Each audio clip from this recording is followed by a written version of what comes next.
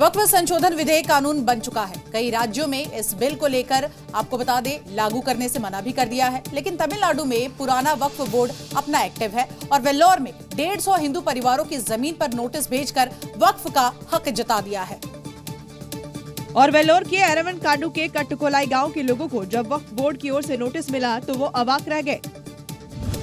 इस नोटिस के जरिए दावा किया गया है कि 150 हिंदू परिवारों का घर वक्फ बोर्ड की संपत्ति है, जिसे सैयद अली सुल्तान शाह दरगाह से जुड़े वक्फ बोर्ड ने जारी किया और दावा किया कि कट्टकोलाई का पूरा गांव वक्फ की संपत्ति है। दशकों से इस गांव में रह रहे ग्रामीणों को तुरंत जमीन खाली करने का निर्देश दिया। इतना ही नहीं, इस नोटिस में ये भी कहा गया कि अगर वो जमीन खाली नहीं करते तो उन्हें मस्जिद को किराया देना होगा। नोटिस मिलने के बाद कट्टकोलाई गांव के लोगों में हड़कंप मच गया। जो इस गांव में 4 पीढ़ियों से रह रहे थे, उनकी संपत्ति पर वक्फ ने हक जता दिया। ग्रामीणों ने पूरे मामले की जानकारी कलेक्टर को दी और जिस जमीन पर वो रह रहे हैं उसका पट्टा जारी करने की मांग उठाई। ये अकेला मामला नहीं है, इससे पहले तिरुचि जिले में भी एक नोटिस जारी किया गया था, जिसमें तिरुचेंथुरई गांव और चंद्रशेखर मंदिर को वक्फ बोर्ड की संपत्ति बताया गया था। जबकि हाल ही में डिंडीगुल जिले के बालासमुद्रम गांव की करीब 96 एकड़ जमीन पर वक्फ ने दावा ठोक दिया था। लेकिन वक्फ कानून के बनने के बाद अब वेल्लोर के कट्टकोलाई गांव पर दावा करने के बाद मामला और बढ़ गया। उत्तर प्रदेश का संभल एक बार फिर से सुर्खियों में है। मशहूर दरगाह जनेटा शरीफ को लेकर एक बड़ा खुलासा हुआ है और दावा किया जा रहा है कि जनेटा शरीफ दरगाह अवैध है, जिसके बाद अब बुलडोजर एक्शन का यहाँ खतरा मंडराने लगा है।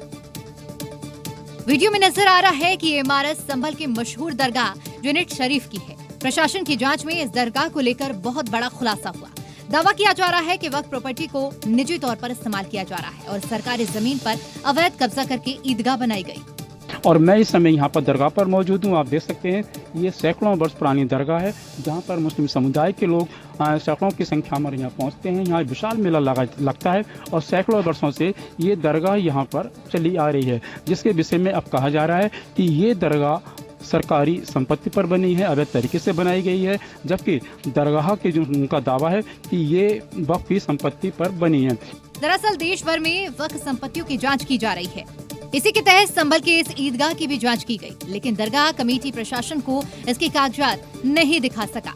ये भी पता चला है कि यहाँ पिछले 7 वर्षों में यहाँ मुतवल्ली की तैनाती भी नहीं हुई है, बल्कि निजी तौर पर इस प्रॉपर्टी का इस्तेमाल किया जा रहा है। इस दरगाह में अवैध अस्पताल संचालित किए जाने की शिकायत भी मिली है, जिसके बाद अब अवैध दरगाह पर बुलडोजर एक्शन का खतरा मंडरा रहा है। रामनवमी के मौके पर अयोध्या में प्रभु रामलला का सूर्य तिलक हुआ और इसी की तर्ज पर अब हनुमान जयंती के मौके पर एमपी के विदिशा में राम भक्त बजरंगबली का भव्य और दिव्य सूर्य तिलक करते नजर आए।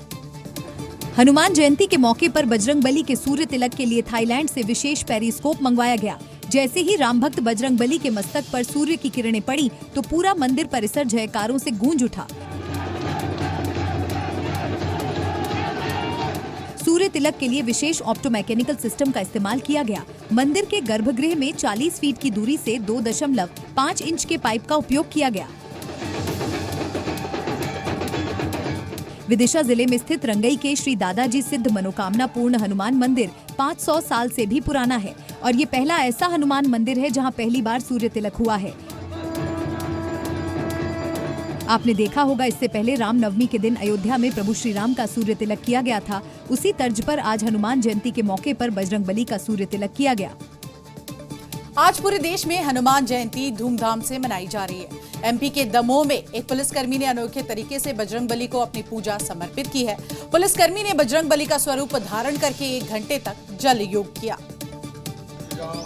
हाथों में गदा और बजरंगबली की स्वरूप लेकर ये पुलिसकर्मी पानी में उतरा और हनुमान जयंती के मौके पर करीब 1 घंटे तक जल योग किया। एक हाथ में भगवा झंडा और दूसरे में 5.25 किलो की गदा लेकर पुलिसकर्मी ने पानी में राम राम नाम का जाप कर अपने अंदाज में पवन पुत्र हनुमान की साधना की।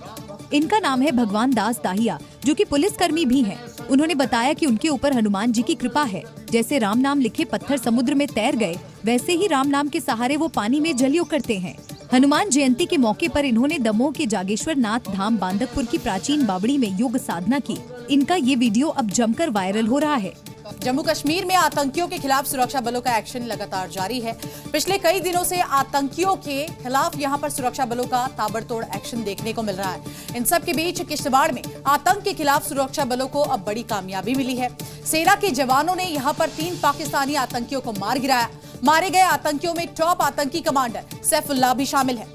तीनों दहशतगर्दों पर 5-5 लाख का यहां इनाम भी घोषित था। वहीं सैफुल्लाह काफी समय से किश्तवाड़ और डोडा इलाके में सक्रिय था। सेना ने उसे घेर कर दौड़ाकर जहन्नुम पहुंचा दिया। बताया ये भी गया कि सैफुल्लाह आतंकियों की घुसपैठ करवाता था, उन्हें सुरक्षित ठिकानों तक पहुंचाता था। आतंकी हमलों की प्लानिंग में भी सैफुल्लाह की काफी अहम भूमिका थी। सुरक्षा बलों से आतंकियों की ये मुठभेड़ किश्तवाड़ के छतरू इलाके में हुई। सेना के जवान जहां तलाशी अभियान के लिए निकले थे, तभी खूंखार आतंकियों ने फायरिंग शुरू कर दी। जवाबी कार्रवाई में जवानों ने 3 आतंकियों को ढेर कर दिया। बता रहा है कि डोडा किश्तवाड़ में लंबे समय से जो है वो यहाँ पर बैठा हुआ था और काफी देर से सुरक्षा बलों को इसकी तलाश थी और सैफुल्लाह का मारा जाना एक बहुत बड़ी कामयाबी। जैश कमांडर सैफुल्लाह पिछले 2 सालों से पुलिस से बच रहा था। यही नहीं, सैफुल्लाह किश्तवाड़ और डोडा में कई युवाओं को बरगलाकर आतंक की राह पर धकेलने का काम कर चुका था। वह युवाओं का ब्रेन वॉश कर उन्हें आतंकवादी बनाने का लगातार प्रयास कर रहा था।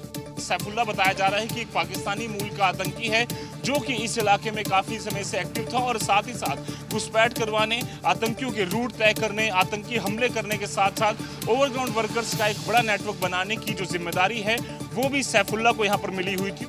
जैश कमांडर सैफुल्लाह को मार गिराना बड़ी कामयाबी मानी जा रही है। सैफुल्लाह भारत में तबाही मचाने का इरादा रखता था।